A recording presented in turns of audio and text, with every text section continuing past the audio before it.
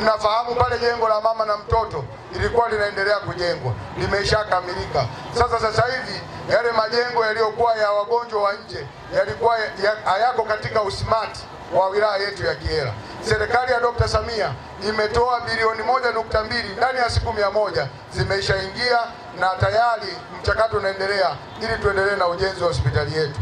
Lakini kupitia mapato ya ndani, kupitia bajeti tunayoendelea nayo ambayo tunaianza 26-27, pia halmashauri yetu itajenga ukuta wa kisasa kwa ajili ya hospitali yetu ya wilaya ya Kyela.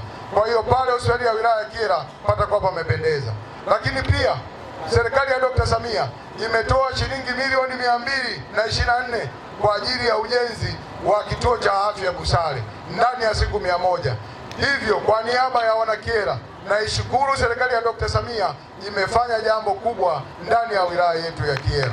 Lakini pia wakati wa changamoto tunakumbuka gari ya zimamoto lilichomwa, na ndugu zangu, ukiona hayakupata majanga ya moto huwezi ukaona umaana wa gari. Lakini Dr. Samia mliona juzi tumepokea gari pale na zaidi ya bilioni 1.5 serikali ya Dr. Samia imetoa kwa ajili ya jimbo la Kyela.